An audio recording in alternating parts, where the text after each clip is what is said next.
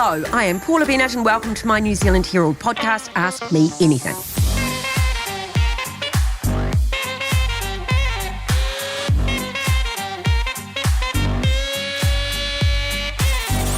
One thing I've learnt in life is it's never too late to learn something new. So on this podcast, I talk to people from all walks of life to hear about how they got to where they are, get some advice and guidance on some of life's biggest questions. Today, it is one of our greats. One of our rugby greats, but it's not just rugby that Sir John Kirwan is well known for. He does tremendous work in the area of mental health.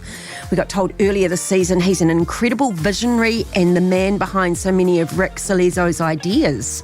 He's also behind a newly announced world-class $100 million surf park being developed in Auckland. John also founded Mighty. It is about primary prevention and strengthening children's mental health in the early years. I'm very excited to have Sir John Kirwan here. Hi, JK. Hello, Paula. How are you? How is that? I was looking forward to coming and seeing you this morning. Yeah. Oh, good. I was.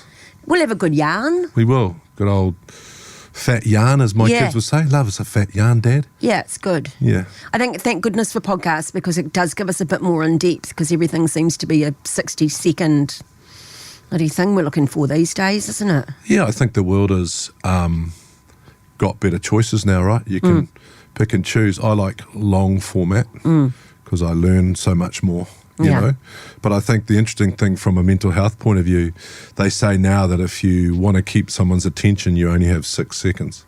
6 seconds now. Yeah. I don't know whether I believe that shit, but anyway. So I was supposed to do quick fire questions, but I thought instead that you could tell us about your wine.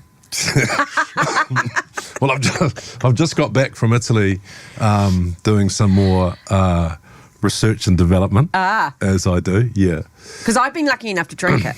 Yeah. And even take some home with me. So, you know, like I've, So what's your favourite? Well, tell us a bit about the varietals and what's your favourite? Well, I'll tell you a little bit about the story because it's more about people. So I came back to live in New Zealand probably 11 years ago now, and my daughter, who was a semi-professional volleyballer, decided not to come back to New Zealand. She wanted to stay up there. Anyway, after a couple of years, she decided she was going to come down and live in good old NZ, but wanted to carry on being a professional sportswoman. And as you know, in sport in New Zealand, especially in volleyball, in New Zealand, there's no money. So I said, well, you know, I've got this incredible passion for wine and food. Why don't we start a company? You've just studied business and marketing and, you know, passed all your exams. Why don't we just put it straight into practice? So, but the idea, other thing... Sorry, how long has it been going? Probably 10 years now. Yeah. And the interesting thing for me, when I came back to New Zealand and I walked into a supermarket, when I left, you didn't sell wine at supermarket. You went to your local wine shop, and there's just this massive array of wines, and it was sort of confusing and frustrating.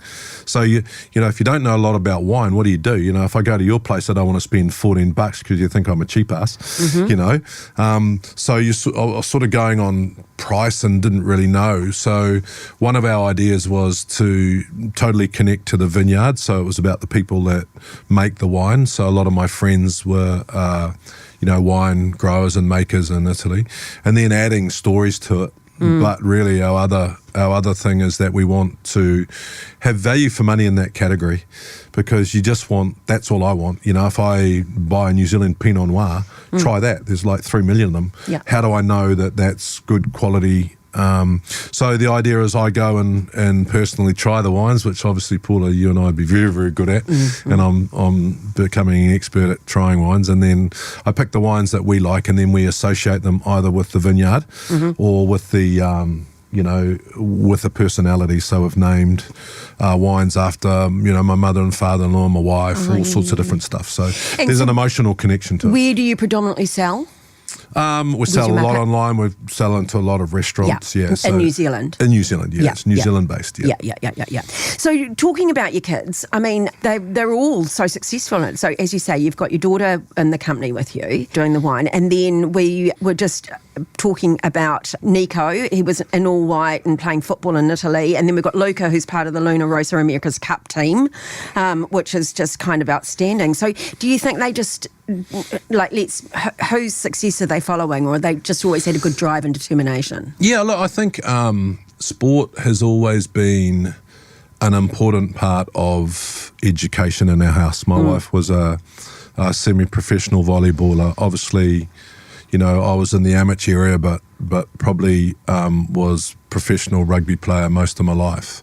So they grew up with sport, but we also wanted them to choose their own sort of field, and it's hard. It's hard on our youngsters now in sport. It's pretty dynamic life to have. So I just wanted them to be the best that they can be and follow their sort of dreams. And they've had.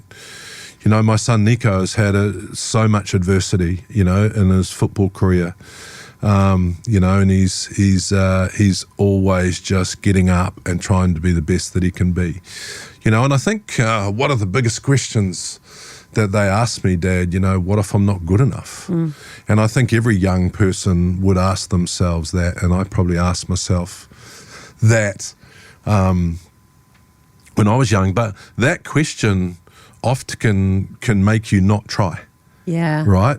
Because fear of failure? Yeah, and just not being good enough up to your own expectations or someone else. So often, I always said to them that if you give it your everything and you only play third division, or if you only make club rugby or whatever, but that's your limit, then when you get to my age, you'll be okay with it.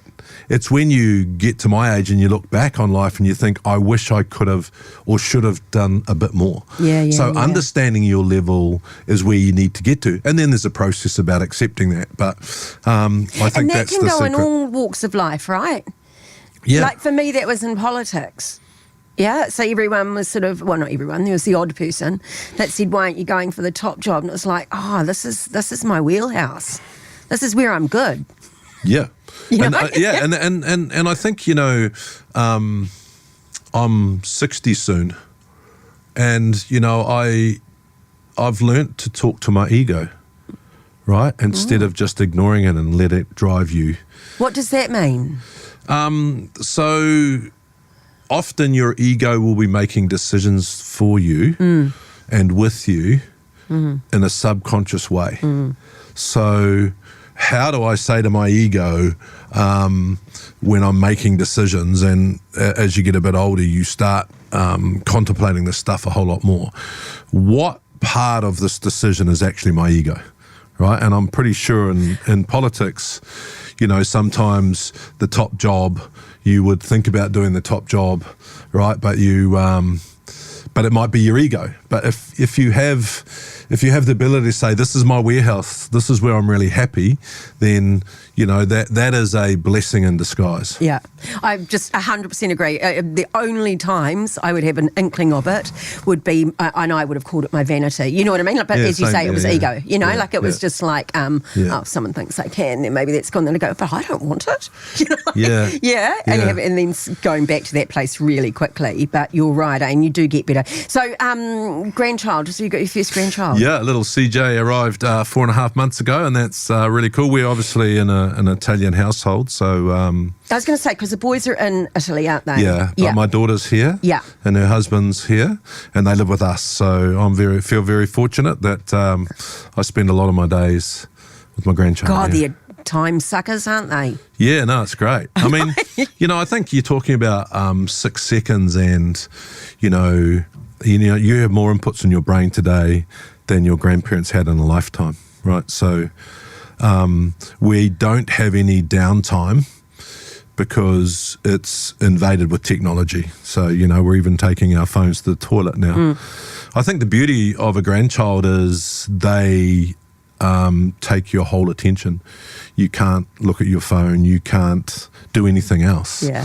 So it's actually been a really nice process, reflective process on slowing down. I like that. All right, we better talk rugby a bit. Oh, really? Someone will be interested. Yeah, okay. Nice. Says she. Yeah. Who? I do love the game, you know. You do, of course I do. I'm a butcher from Mangere.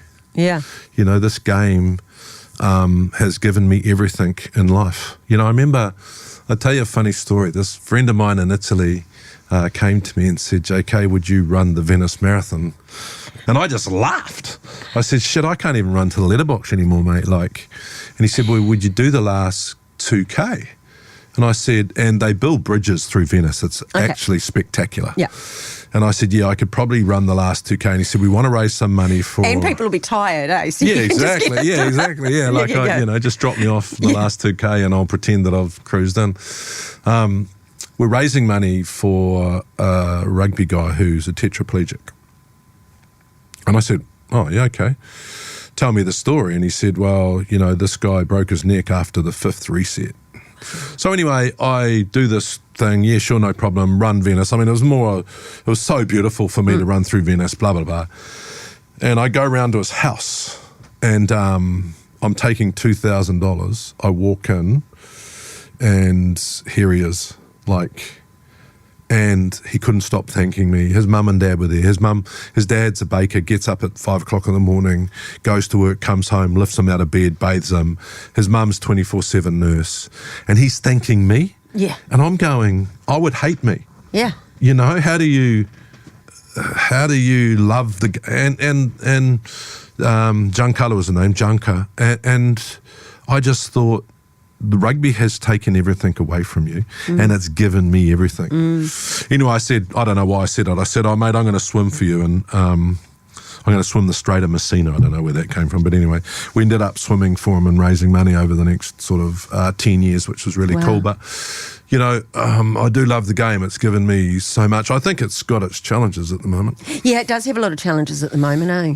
And so you can be quite harsh in your commentary. And you've been on the other end of it. Yeah, look, I try not to be personal. I just try and tell my truth. Yeah. And I think there's been since I grew up, there's been a tendency for New Zealanders not to have confrontation based on respect. You know, people...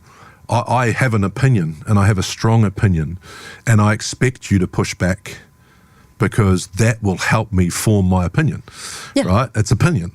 But often people perceive it as single-minded, you know, but really for me, it's if you can't push back with a decent argument, then you don't have one. Yeah. So I was brought up like that, you know, one of my best mates, Ricardo and Salito, we argue about lots of stuff, but it's always based on respect and it's always based on the greater good. You know, like for me, rugby at the moment is an anaerobic game. I want to see it go back to an aerobic game. I want to see more speed in the game. I want to see the times of game and play go up so that some of our athletes start losing some size. I think that's going to be better for everybody. I want the games to go from, 34 minutes real time to 55 minutes real time.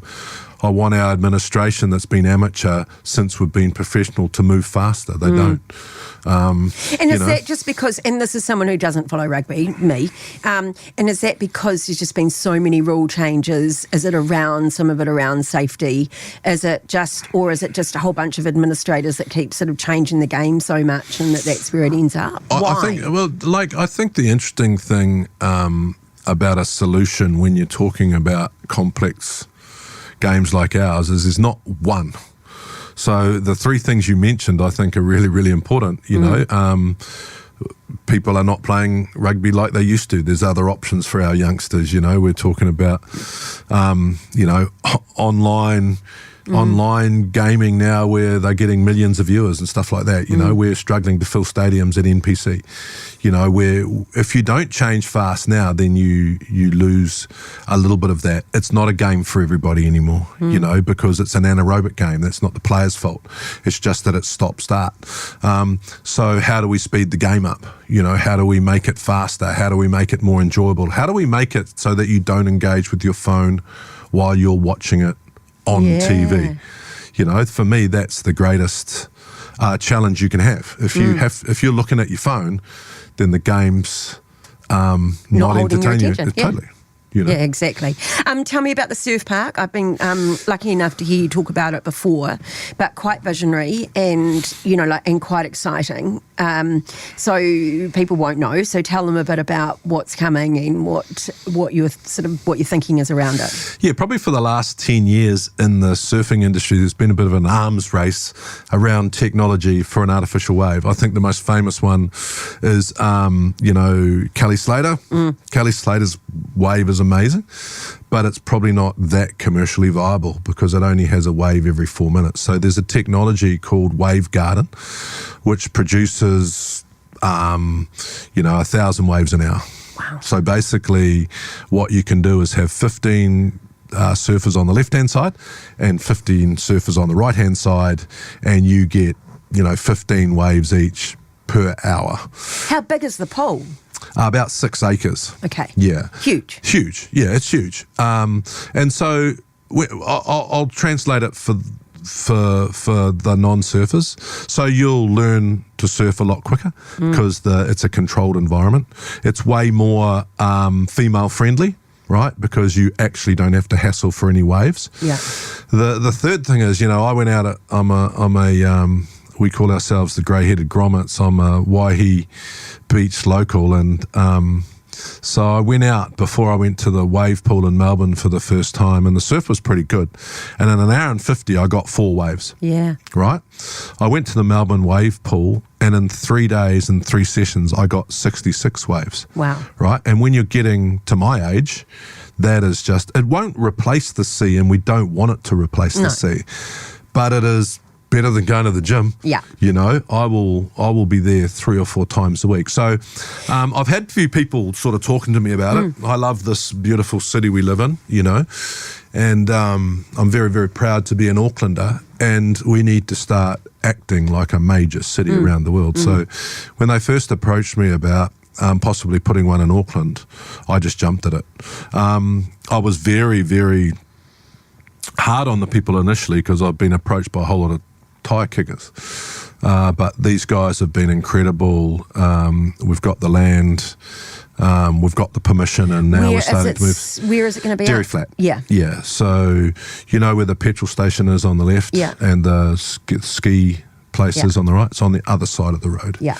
Yeah. And so for me, it's about creating a community centre where you can go as a family, you know? Yeah, well, that's what I was going to talk to you about, because you've got, it's more than just surfing, right? It's, and, you know, you were sort of saying, you know, potentially you could go and spend the day and you can have a surf in the morning and then be able to plug in and do a few hours work and then have a surf in the afternoon and get home. And is that still the vision that you've got? Yeah, totally. Like, we obviously want to have food and beverage, but we want it to be somewhere where New Zealand families can go and spend the day.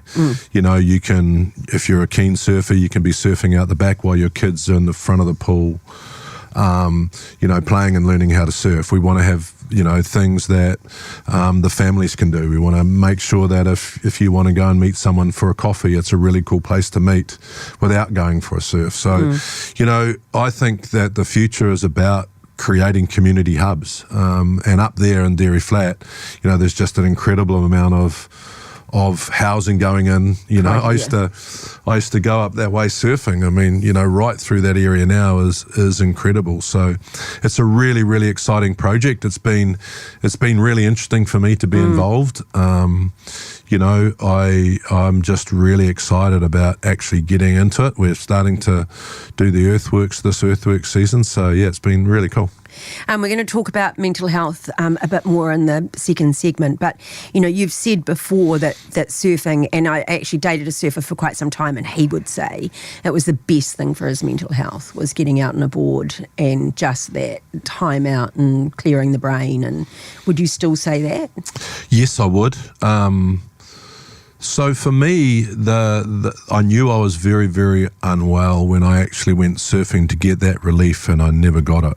And that was really, really scary when I was full on into my depression. And I still didn't know what it was. And normally that would refresh you. Yeah, it would be enough. Yeah. It would be like, okay, it's Paula, I'm in the preventative space now. So the things that I've learned over the last sort of 30 years about my mental health and how I can look after myself, it's all preventative. You know, I said to someone the other day, and you might understand this, how good were the 80s?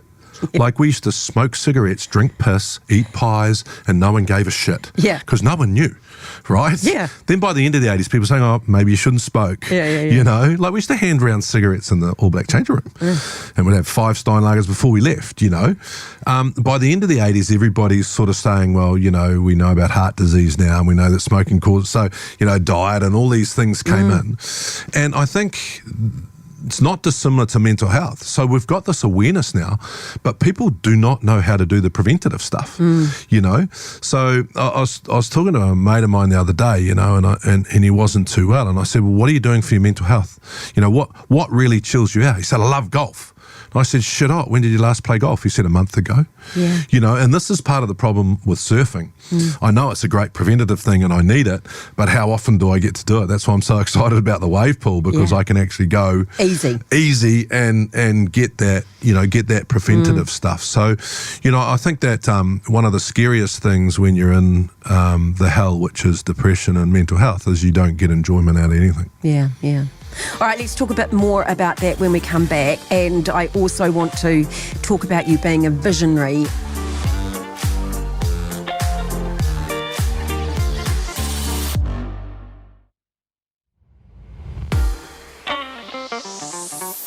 Right, welcome back. Okay, JK, you came up in conversation in my very first podcast of this season, and I had Rick Salizo in. He's a good friend of yours. He's my best mate. Yeah. We've been friends since school. He was a scary individual at school. He this is a movie from a long way ago, but quadrophenia? Yeah. Mopeds, Northern England, overcoats, that was Ricardo. Was it? Yeah. And then I had to look at his fat ass because he was my number 8 and I was the halfback for the De La Salle first 15. So, yeah. But he said you're a visionary. He described you as a visionary very much, and he would say all of my ideas generally come from JK, and then it's me that then sort of picks them up and runs with it. I don't know. Well, Ricardo's a genius in his own right. You know, I remember meeting Luciano Benetton once, right? And I said to Luciano Benetton, you know, we're flying around on his private jet, believe it or not. He's a butcher boy from Māngere with a roofer from Christchurch flying in a private jet. So we took the opportunity to ask the guy who owned it, you know, how did you make so much money? Yeah. And he said, I invented colour. He said, before me, there was black, white and grey. And I got up one morning and my sister cleaned my white jumper and it came out red. And so I was, pinkish red. Yeah. And he said, I was so embarrassed, but I walked to work that morning and 40 people asked to buy my jumper. So I went home and I created United Colours of Benetton. And I tell you that story because the interesting thing about Ricardo, he's always had the ability to be ahead of what is coming next. Yeah, that's exactly what I talked to him about. And I think that's an incredible. Ability. He also has the ability to connect with an audience. And, you know, for me, I think that in this industry that is really unique now, you know, media and television, and it's just a really intriguing industry at the moment. You know, he's got this incredible ability. I think visionary. I think he's the only one who listens to me, really. Okay. We sit down and I also see things that I think can make change. You know, in the early days, I felt that athletes didn't have a voice, and that. I'm critical now as well, because back then we didn't have a voice, and then I think there was this period through, you know, Sports Cafe and stuff where you could meet and understand the person and they would have a voice, you know, and then we had superstars like Mark Ellis that, you know, not only was he a great rugby and rugby league player, he was this incredible talent. And so, you know, for me it was about expressing that, and I'd talk to him about it and go, yeah, that's a good idea, and then he'd put all the greatness around it. Because there is a difference between having ideas and then actually following through and launching them and doing things, right? Yeah, exactly, and I'm not a detail person.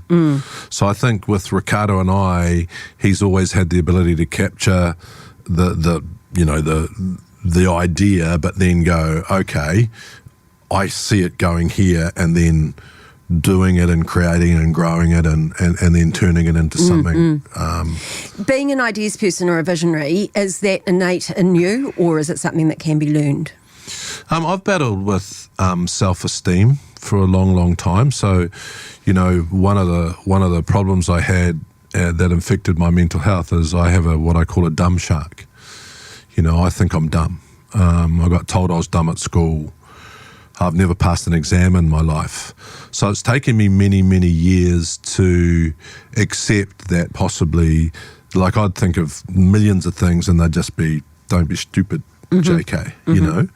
So part of my mental journey has been making peace with my sharks. You know, I had an imposter shark, I had a dumb shark, I had a guilt shark, I had a wanna-be-like shark, you know, and they were all influencing me and my ability to be the best I could be. And so I still have a whole lot of different ideas, and now I will share them with people, and I take it or leave it. I don't worry too much about it. Are we ambitious enough in New Zealand, do you think? Yeah, I think that New Zealanders, you know, it was really interesting, you know, Christopher Luxon being taken through the media for making profit out of a house. I just wonder whether that's been a big part of our culture that we need to address. Like, you know, I love successful people. And when I say success, if you're successful financially, I think good on you. If you're successful politically, I think good on you. If you're a successful mum or a successful dad and your kids are good kids, that is success. But I just think New Zealand, we need to be very careful that we don't take this humility that is very positive in our culture a little bit too far and start beating people up for being successful, you know. And I'm using the Prime Minister because I think it's a very interesting, it's a very interesting personality to pick on. But I don't like it when we start attacking success in any field, right? And if that's financially, good on you. As long as you haven't done a Duval, you know. But it's kind of almost like, you know, I get into the gender politics quite a bit, and I always say that, you know, I'm a feminist and I encourage women and I do a lot of work in that area, but it doesn't mean we have to beat others down. You know what I mean? Like, I want to see men succeed, I want to see women succeed. You know, for me, that's what it's about, and it's a bit the same whether it's financial or whatever it is. It's just like, you know, it's sort of sitting there and pointing and blaming, whereas actually we could be encouraging and, I'd love to give you the hand to get there yourself, and it's just, but instead it's knock them down. Yeah, and I agree with you. I think that you know, I think there takes a certain percentage of extremism, might be the wrong word, exaggeration in feminism and gay rights and a whole lot of different stuff for us to then come back to a sensible middle, right? Because if we didn't have some of the amazing women, and, you know, I was brought up by 3 women. Yeah. So for me, I don't see feminism. I see woman as the greatest asset in my life that I could not live without. So for me, I don't see it. You know, people, I don't see race either. Yeah. Like, I just see New Zealand. So, but for me, it's sometimes you need a little bit of going too far for us to come back to the middle. And when you get back to the middle, some of those people are then isolated because they haven't had the ability to go, okay, right, you know, the gay parade, right? Totally agreed with it for a long time. But when it steps over the line into vulgarity, I go, well, what's the purpose? Yeah. Is this just now a show? Because I think gay rights are fundamental.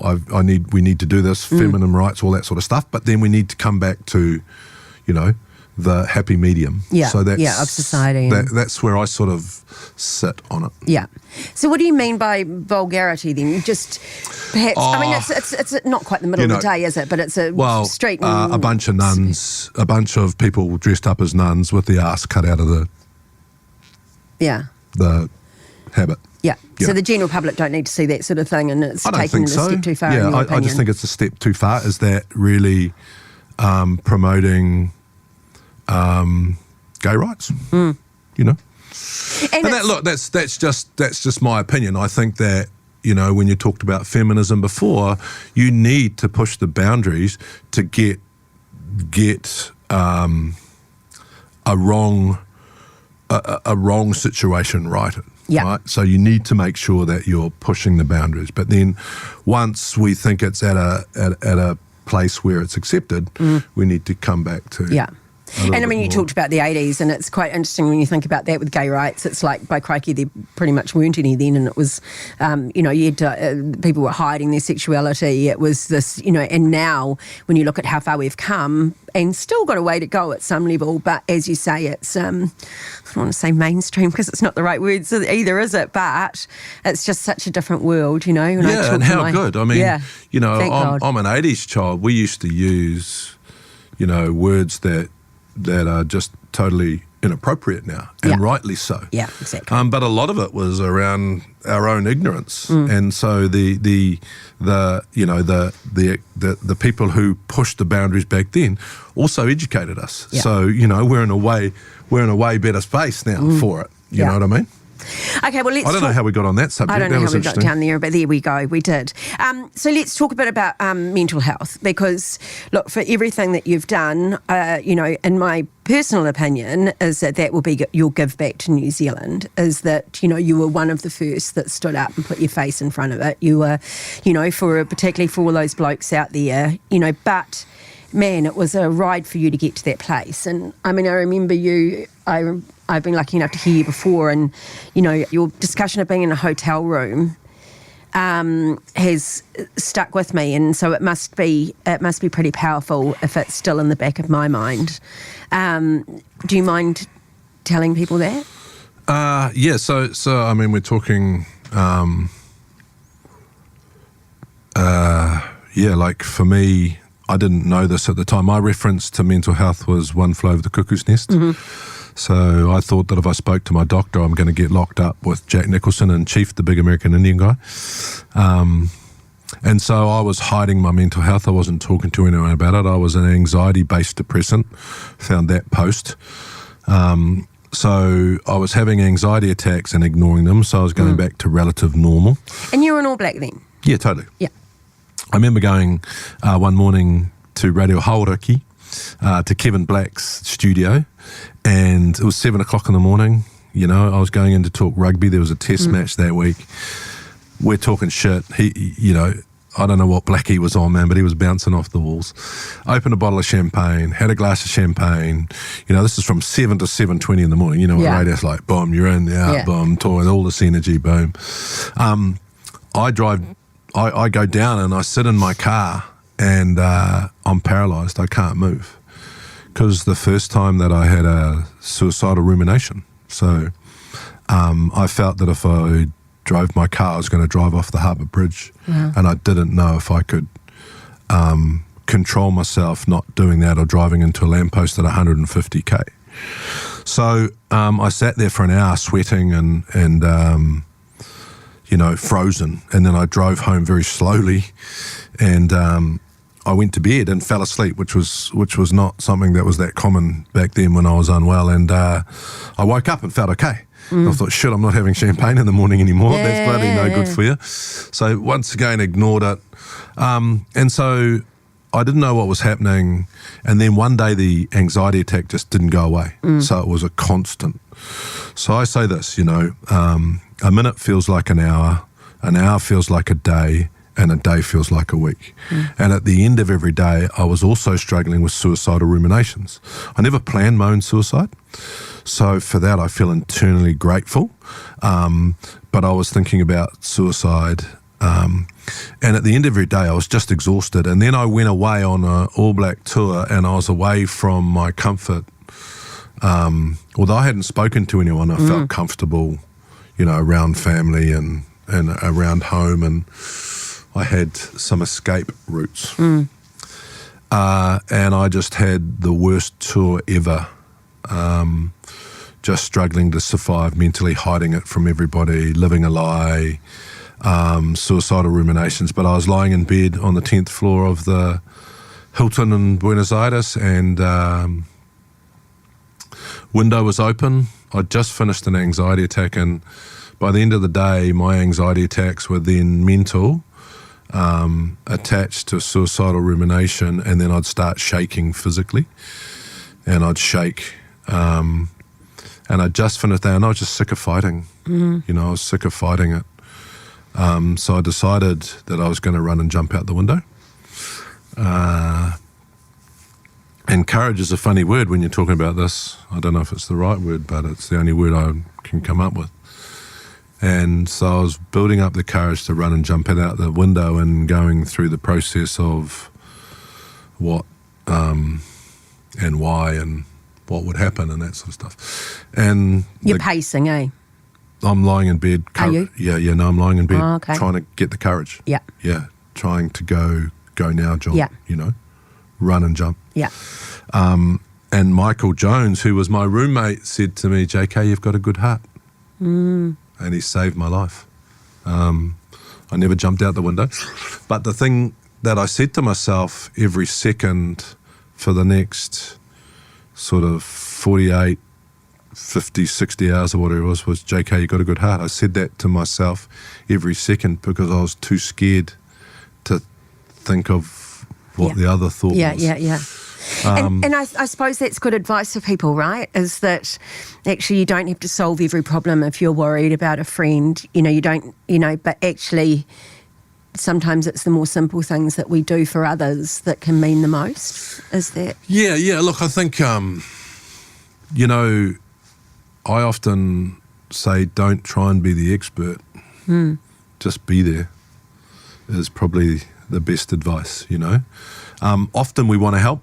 Yeah. It's a bit like your kids. They come to you with a problem and you don't know the answer, but you make shit up because that's what you think you should do as a parent. But often it's best just to listen and then ask what do you need from me? Yeah. And often just listening is enough. Sometimes, I remember my brother-in-law came with me to the psychiatrist. That was the greatest thing he could have ever done for me. Yeah. Because I was so embarrassed. I didn't want to go. He didn't give a shit. He walked in with me, and that was the greatest help I could have had at the time. Yeah. So,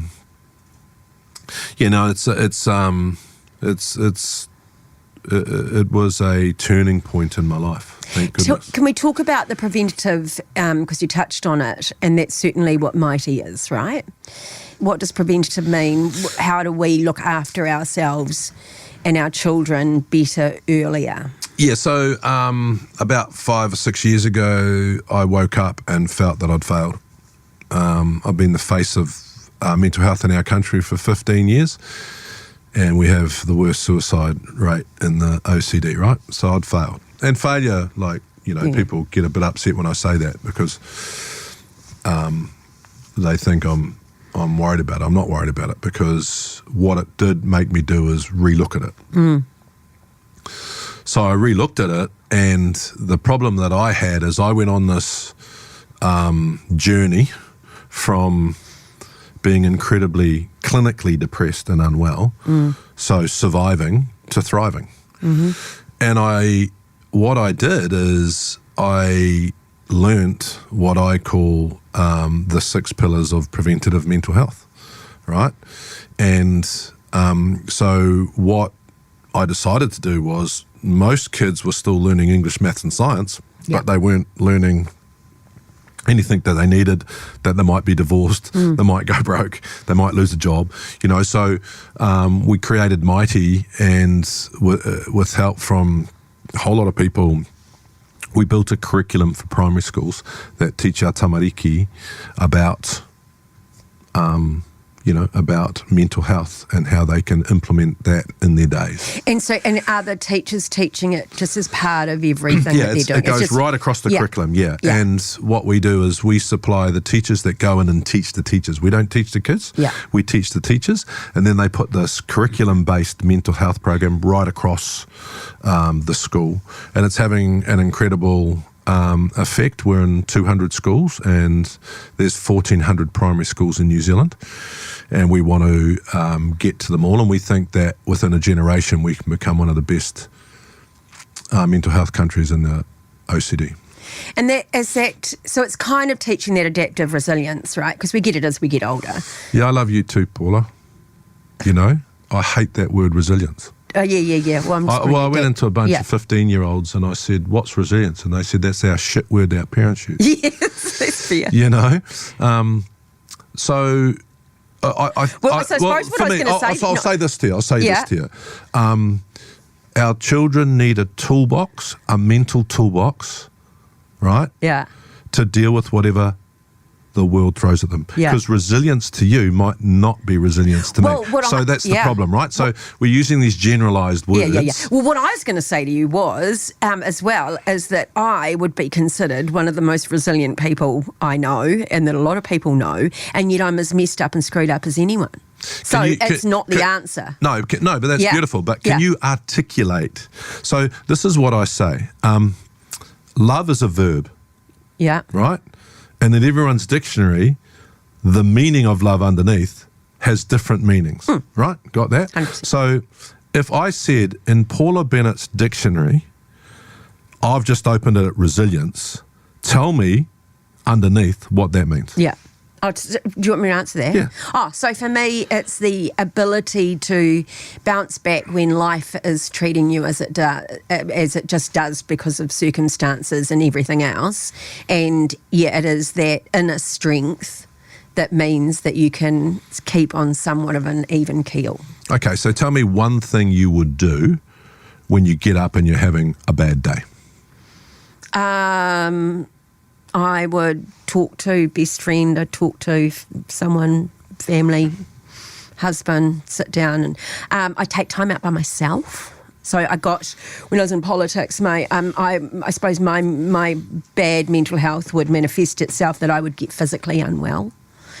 To the point where I'd be hospitalised. I remember once the doctor went and they rang me an hour later and they said, "We're actually really concerned about you. It's your choice. Do you want to go to hospital?" And I went, "Yeah, it's the only way I can take time out." It's the only way. So then I learnt to not get to that point, and mine was having time alone. Perfect. So that is resilience for you, right? And all we need to do is teach our tamariki that when this situation arises, here's the toolbox that I have, right? And I've got a lot of friends that go for a run, right? That might be part of your toolbox. And I was talking to Jenny May the other day. I'm going off the word well-being because it's too broad, and we've really got to personalise this stuff, ourselves. And I also created another company called Groove, where I want to use technology to deliver some of these things in the workplace, because I prefer to talk about performance care.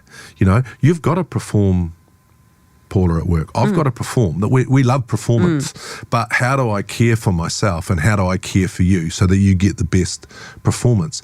And then how digitally can we put that in our day?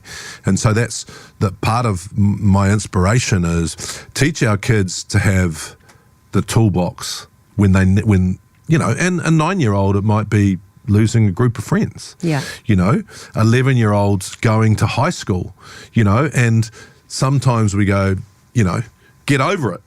We've all been through it. That's not the answer, because the extroverted kid's going to love it. The introverted kid's going to be shitting themselves. So what toolboxes can we give them?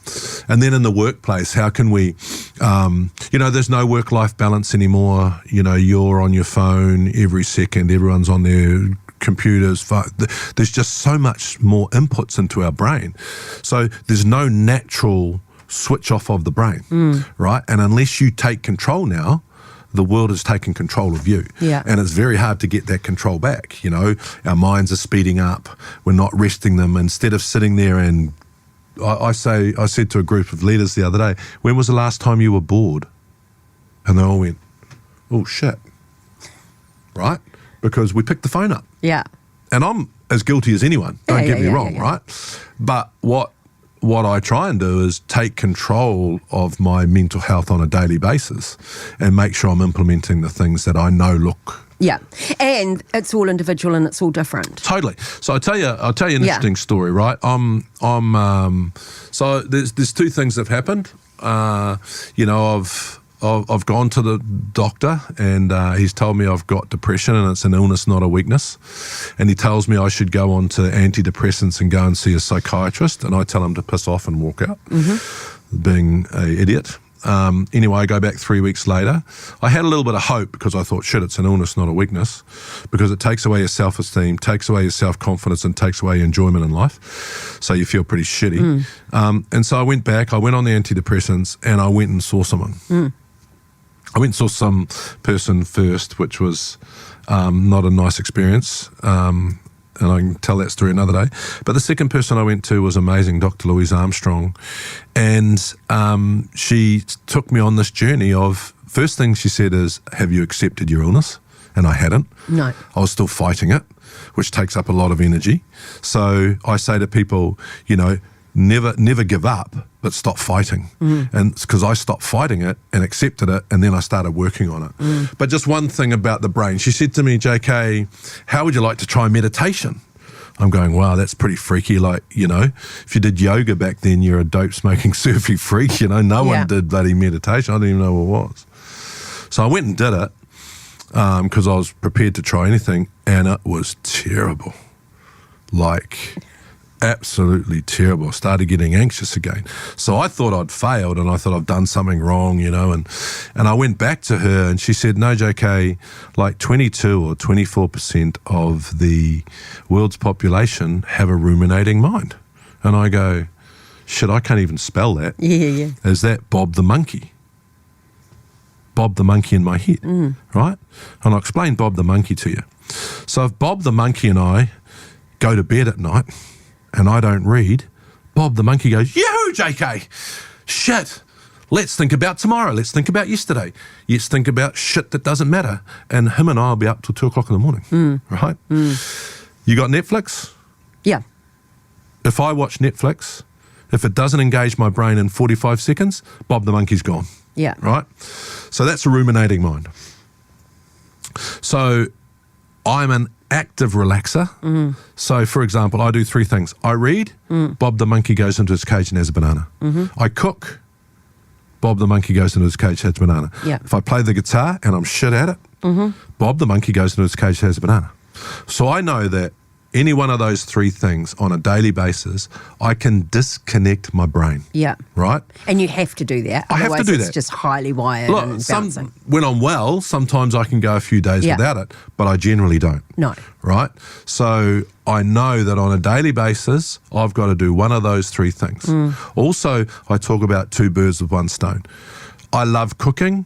My wife also loves me cooking. Yeah. Right? Yeah. So that's 2 birds with 1 stone. And so the 6 pillars, so that's chill. What are you doing for your mind that's outside your work to and I'm learning how to read music. How do you connect? Right, and this is a really interesting one for you. So I connect in 3 ways. I love the cell phone. I was talking to my son on the way here. He's in Barcelona. How good's that? Yeah. So I enjoy technology. I love connecting with people, but I'm also an introvert that enjoys being an extrovert. So I read the book Quiet by Suzanne Cain, which really changed my life. So I know that when I'm an extrovert, I need to get energy back. And I really enjoy connecting with nature. So how do I put those in my day? Right? Sometimes you can't do all 3, but then move, right? What am I doing to move? How do I enjoy something every single day? And what am I celebrating? And if you put those 6 things, this is all built in behavioural science, in your day, then you are doing preventative mental health. But my chill might be different to your chill. Yeah. You might do Lego, you might do knitting, you know, I don't know what, like your time out. So, but if you do those 6 things, then you're doing preventative mental health. And so you're teaching these kids via the Mighty to kind of think about how they're going to look after themselves and their wellness, if you like, totally, for their lives. I mean, if you're a New Zealand male and you're getting close to 60, we grew up with 3 emotions, happy, sad and angry. Yeah. We didn't know too many other expressive words. And so, it's just about teaching them the rule book, but this is also about groove. How do we go into businesses and say, we want people to perform, but we need to be able to use their data. We want to be able to integrate into their workday, but then also give them the ability to take the time out. Like for me, it doesn't take me long per day to look after my mental health. Yeah, Okay, to end this this segment, tell me what do you think the best piece of advice you've ever been given? Perhaps just being told that you've got a good heart. Yeah, that was pretty big. My dad once said to me, if you died tomorrow, would you be happy? He was on his deathbed. He didn't die that time, which was great. He died a year later, but I said, shit, what sort of question is that, Dad? And he said, well, you go home and think about it, son. And if I'm still alive tomorrow, we can talk about it. So I went home and I came back and, I came back in and I had all the obvious answers. I want to see the kids grow up and all, all that sort of stuff. And he said, I know that, son. That's a given. That wasn't my question. And I said, well, I can't really answer it, Dad. And he said, well, don't learn how to live life by touching death like I did. He said, I had a heart attack at 59. And he said, I touched death and then I started living. Yeah. He said, I didn't change much. I still went back to work and that sort of stuff. But and it took me about 6 months to actually go, I'm going to put everything in my day today that's really, really important to me. So if I die tomorrow, I'd be happy. Yeah. And I can fairly say that if I died tomorrow, I don't want to die, obviously, then I'd be happy because today I'll tell everybody that I love them. Wow. I will do what I want to do. I'll be well mentally because I'll look after myself mentally. So that's probably the best bit of advice I've had. Yeah. Very powerful. Very powerful.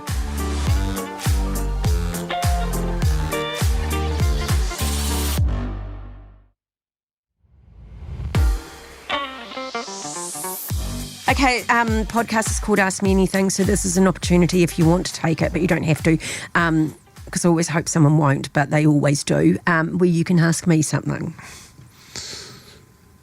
Why politics? That's interesting. Because when I got to university, I was marching in the streets and I found this voice, and then I'd been on welfare. I then was studying, the system, if you like, and all the rest of it. And I felt that I had a set of unique experiences and actually talent once I found that voice, that I could change it. What were you marching for? I was marching against the then national government. How ironic. in like 1995. I've got this wonderful... I've got this... would have been university fees, and, you know, it's when the $1 billion debts were coming in, and it was the first time. And, hey, I would have marched about anything because I just had found this. I'd been this very poor...